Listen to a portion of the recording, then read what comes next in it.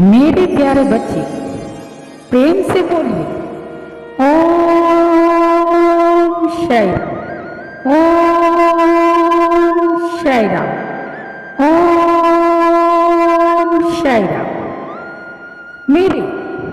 मेरे प्यारे दर्शक जितने भी हैं सबको शाही संदेश में आप सभी का बहुत बहुत शुक्रिया। मेरे दोस्तों, मेरे बच्चों और मेरे मित्रों, मेरे दोस्तों, शाही संदेश में आप सभी का बहुत बहुत स्वागत है। शाही संदेश में जुड़ने के लिए आप सब्सक्राइब कर लीजिए ताकि आने वाली वीडियो की नोटिफिकेशन आपके पास जल्द से जल्द पहुंच सके। मेरे बच्चों और मेरे प्यारे दर्शकों, व्यक्ति के इन कर्मों से निर्धारित होता है स्वर्ग और नर्क का रास्ता।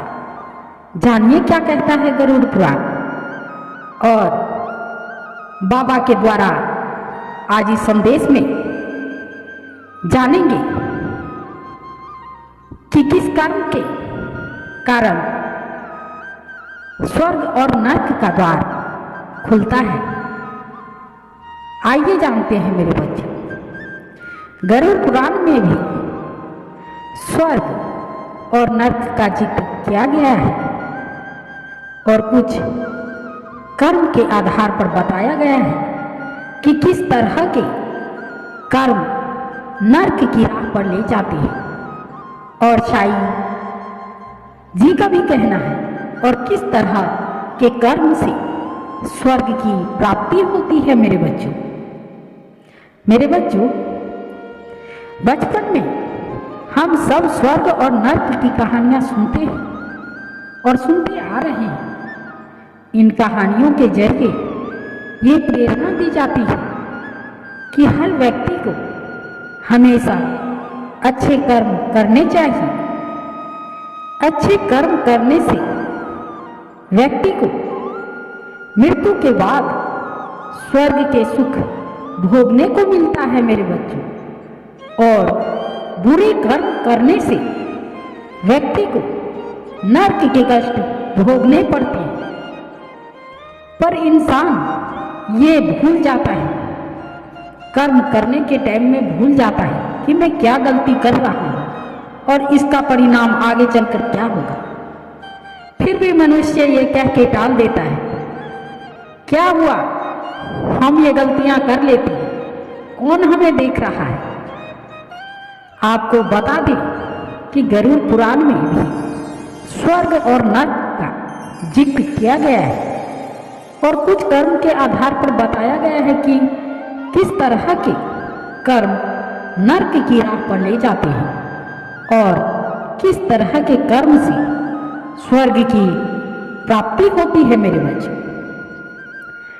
पहला यह है कि गरुड़ पुराण के मुताबिक और साईं जी के मुताबिक जो व्यक्ति एकांत स्थान में किसी पराई स्त्री को देखकर विचलित नहीं होता और उसके मन में किसी तरह की काम वासना नहीं आती, वो उसे माता, बहन और पुत्री की तरह देखता है। ऐसे विचार वाले व्यक्ति स्वर्ग का अधिकारी होता है। मेरे बच्चों, दूसरी बात यह है, जो लोग शोक, भय और क्रोध को अपने ऊपर हावी नहीं होने देते, जिनका अपनी इंद्रियों पर, जिनका अपने मन पर काबू है, नियंत्रण होता है, वो लोग स्वर्ग के अधिकारी होते हैं। मेरे बच्चों, तीसरी बात यह है कि कुआं, बावली, तालाब, पियाऊ, आश्रम और देव मंदिर का निर्माण करने वाले लोग भी स्वर्ग के अधिकारी होते हैं। मेरे बच्चों, चौथी बात यह है, जो व्यक्ति हर व्यक्ति में गुणों को देखता है और उनके गुण की प्रशंसा करता है, ऐसे लोग स्वर्ग को और स्वर्ग के पात्र माने जाते हैं। मेरे बच्चों, पांचवी बात यह है, जो लोग दूसरों के धन को देखकर लालच नहीं करते और धर्म पूर्वक कमाई करते हैं, उनको मृत्यु के बाद स्वर्ग की प्राप्ति होती है मेरे बच्चों। इन कर्मों से ही होती है नरक की प्राप्ति। आइए जानते हैं मेरे बच्चों। पहली बात यह है कि गरुड़ पुराण के अनुसार जो लोग भूखे व्यक्ति को अपने द्वार से लौटा देते हैं, उनका अपमान करते हैं, ऐसे लोगों को नरक की प्राप्ति होती है। दूसरी बात यह है, अनाथ, गरीब, रोगी, बुजुर्ग और जरूरतमंदों को जो मजाक उड़ाता है, जो मजाक मनाता है, उनकी मदद नहीं करता, ऐसे लोगों को मृत्यु के बाद नरक की यातना झेलनी पड़ती है मेरे बच्चों। तीसरी बात यह है कि ब्राह्मण की जीवित और जीविका नष्ट करने वाला, गर्भ की हत्या करने वाला, ब्राह्मण होकर मद और मांस का सेवन करने वाला, आत्महत्या करने वाला, स्त्री की हत्या करने वाला, दूसरों की संपत्ति का हरण करने वाला, झूठी गवाही देने वाला, कन्या को बेचने वाला, अपने लाभ के लिए झूठ बोलने वाला भी नरक के कष्ट में सहायता करता है और सहायक होता है मेरे बच्चों। उसे नरक की कष्ट भोगनी ही पड़ती है मेरे बच्चों। चौथी बात यह है जिससे आप बचे जा सकते हैं, जो लोग अपने परिवार को खिलाए बगैर खुद खा लेते हैं, देवताओं की पूजा नहीं करते और पितरों की पूजा नहीं करते, उन्हें नरक का प्रकोप सहना पड़ता है मेरे बच्चों।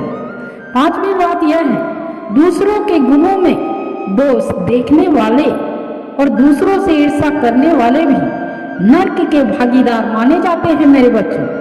ऐसे लोगों को अपनी आदतों में सुधार करना चाहिए मेरे बच्चों। यहाँ दी गई शाही संदेश की जानकारियां धार्मिक आस्था और लोक मान्यताओं पर आधारित है मेरे बच्चों। इसका कोई भी वैज्ञानिक प्रमाण नहीं है। इसे सामान्य जन रुचि को ध्यान में रखकर यहाँ प्रस्तुत किया गया है मेरे बच्चों।